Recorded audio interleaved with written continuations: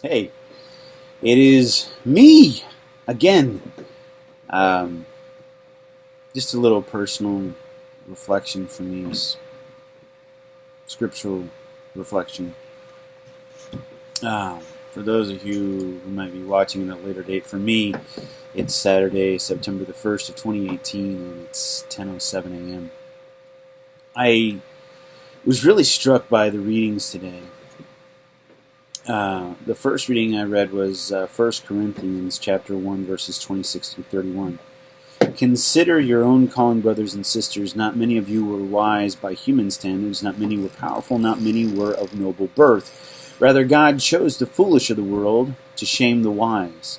And God chose the weak of the world to shame the strong. And God chose the lowly and despised of the world, those who count for nothing, to reduce to nothing those who are something, so that no human being might boast before God.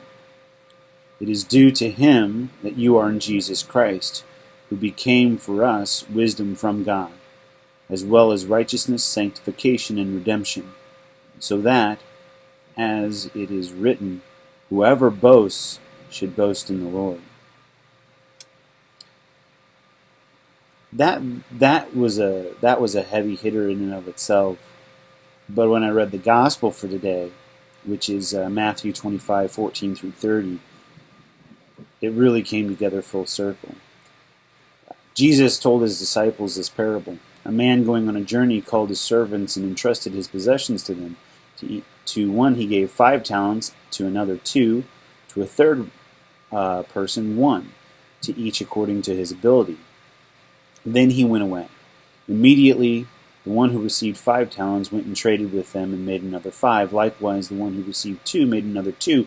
The man who received 1 went off and dug a hole in the ground and buried his master's money.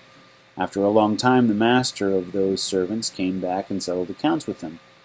The one who had received 5 talents came forward, bringing the additional 5. He said, Master, you gave me 5 talents. See, I have made 5 more.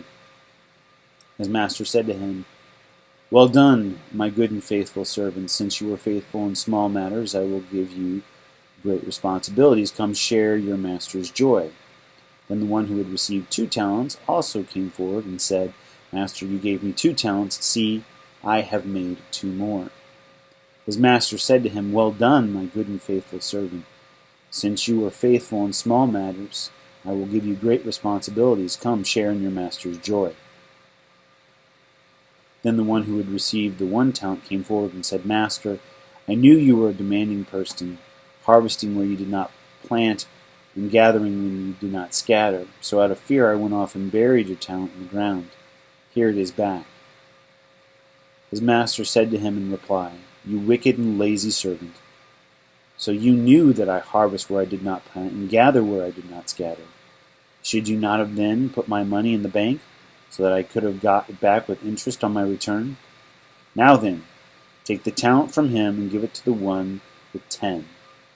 For everyone who has, more will be given, and he will grow rich. But from the one who has not, even what he has will be taken away. And throw this useless servant into the darkness outside, where there will be wailing and grinding of teeth.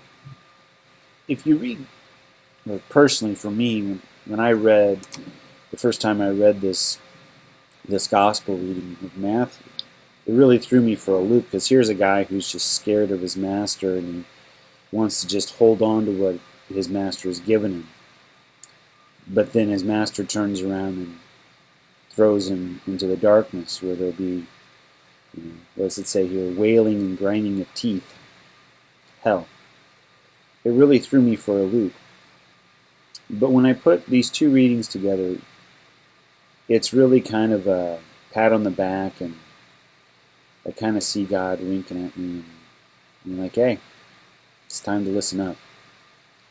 I'm never going to be a master of the universe. I'm never going to be a great rich rock star. I'm never going to be a great rich actor or business person or whatever. I'm okay with that.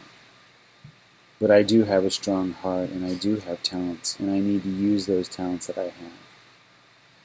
I would imagine that because of the way I've been made, God has not given me great talent, because He knows it's not good for me.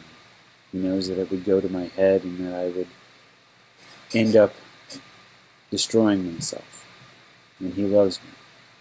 There's already plenty of people out there destroying themselves, far too many.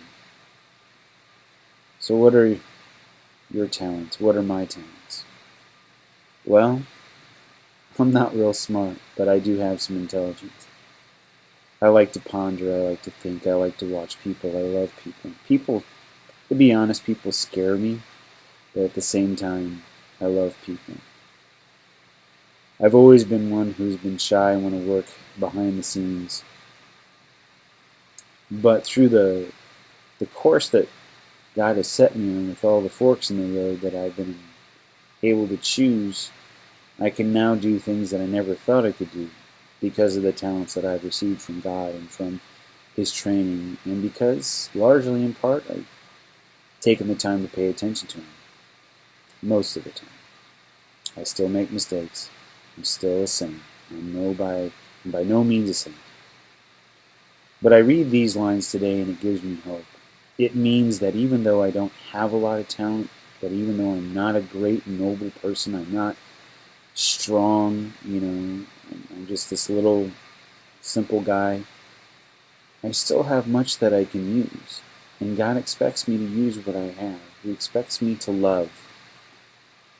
And I would imagine that if the story went for the guy who had the one talent, that if he went out there and tried his hardest and gave his full passion into whatever he tried to do with that talent he received from his master and he failed, his master would be okay with it. There have been bad things that have happened in my life, and it's a tough lesson to learn, but everything happens for the greater good of God's glory. So when I fail, I know that it's for a greater good. There's a lesson there. I'm going to get stronger out of it. Or through my failure, it's going to affect someone else for a greater good. It's hard for me to understand because I'm so small and so simple. And my view is this.